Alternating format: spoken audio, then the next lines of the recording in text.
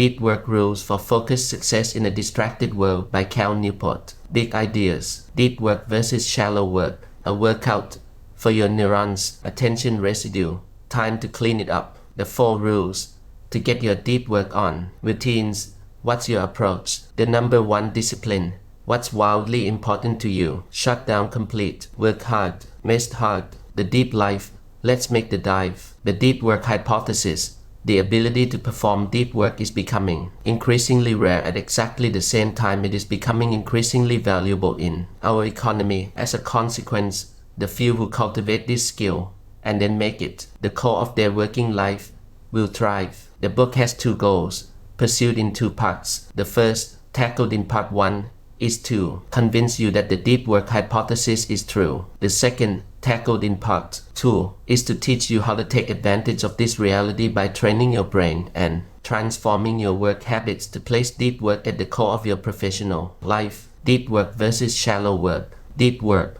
Professional activities performed in a state of distraction-free concentration that push your cognitive capabilities to their limit. These efforts create new value, improve your skill, and are hard to replicate. Deep work is necessary to wring every last drop of value out of your current intellectual capacity. We now know from decades of research in both psychology and neuroscience that the state of mental strain that accompanies deep work is also necessary to improve your abilities. Shallow work, non-cognitively demanding, logistical-style tasks, often performed while distracted. These efforts tend to not create much new value in the world and are easy to replicate in an age of network tools. In other words, knowledge workers increasingly replace deep work with the shallow alternative, constantly sending and receiving email messages like human network routers with frequent breaks for quick hits of distraction. Deep work equals a workout for your neurons. To understand the role of myelin in improvement,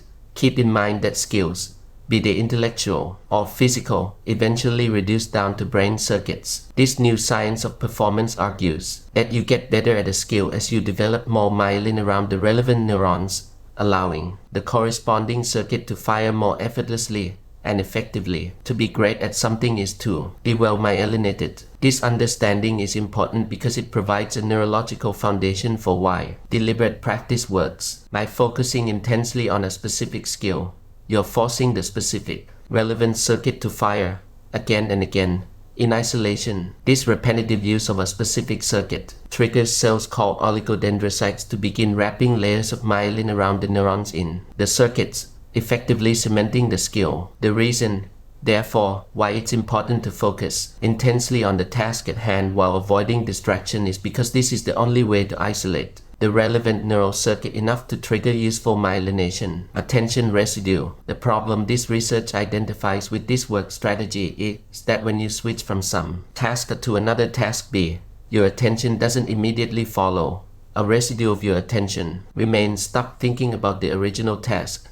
People experiencing attention residue after switching tasks are likely to demonstrate poor performance on that next task, and the more intense the residue, the worse the performance. The concept of attention residue helps explain why the intensity formula is true, and therefore explains Grant's productivity. By working on a single hard task for a long time without switching, Grant minimizes the negative impact of attention residue from his obligations, allowing him to maximize performance on this one task. The 4 rules of deep work. Rule number 1, work deeply. Rule number 2, embrace boredom. Rule number 3, quit social media. Rule number 4, drain the shallows. Rule number 1, work deeply. It's not enough to have the intention to work more deeply. We need to systematically install new routines and rituals to create the new habits that will lead to more and more deep work. This is a hallmark of great humans. Rule number 2, embrace boredom. For some reason these days, the moment we have a lull in our lives, whether that's a few minutes before a friend arrives for lunch or in line at the grocery store or whatever, most of us immediately grab our smartphone and compulsively check out whatever we think we need to see right this second. We have about 1/100th of a second of tolerance for boredom. Rule number 3, quit social media. If there's a poster child for shallow living, it's social media. Cal walks us through a logical analysis of the fact that just because there's a little benefit to things like social media doesn't mean it's actually worth the time we give it. Rule number 4. Drain the shallows. The Shallows is the name of a book written capturing the essence of superficial living. As we cultivate deep work, we need to systematically drain the shallow from our lives. Routines to ritualize deep work. That brings me to the motivating idea behind the strategies that follow. The key to developing a deep work habit is to move beyond good intentions and add routines and rituals to your working life designed to minimize the amount of your limited willpower necessary to transition into and maintain a state of unbroken concentration. If you suddenly decide, for example, in the middle of a distracted afternoon spent web browsing, to switch your attention to a cognitively demanding task, you draw heavily from your finite willpower to wrest your attention away from the online shininess. Such attempts will therefore frequently fail. On the other hand, if you deployed smart routines and rituals, perhaps a set time and quiet location used for your deep tasks each afternoon,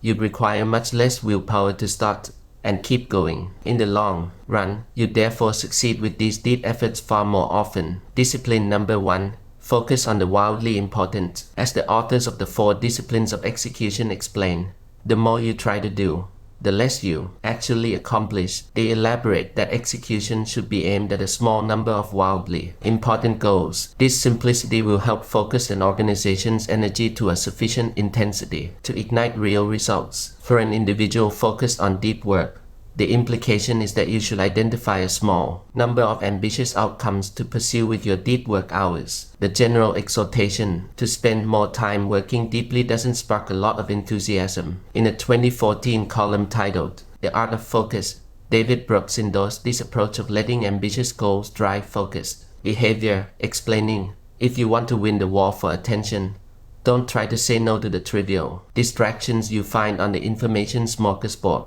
Try to say yes to the subject that arouses a terrifying longing, and let the terrifying longing crowd out everything else. Shut down complete. At the end of the workday, shut down your consideration of work issues until the next morning. No after-dinner email check, no mental replays of conversations, and no scheming about how you'll handle an upcoming challenge. Shut down work thinking completely. If you need more time, then extend your workday. But once you shut down, your mind must be left free. Decades of work from multiple different subfields within psychology all point toward the conclusion that regularly resting your brain improves the quality of your deep work. When you work hard. When you're done, be done. Your average email response time might suffer some, but you'll more than make up for this with the sheer volume of truly important work produced during the day by your refreshed ability to dive deeper than your exhausted peers. The deep life, of course, is not for everybody. It requires hard work and drastic changes to your habits. For many, there's a comfort in the artificial busyness of rapid email messaging and social media posturing. While the deep life demands that you leave much of that behind, there's also an uneasiness that surrounds any effort to produce the best things you're possible of producing, as this forces you to confront the possibility that your best is not that good. It's safer to comment on our culture than to step into the Roosevelt ring and attempt to wrestle it into something better.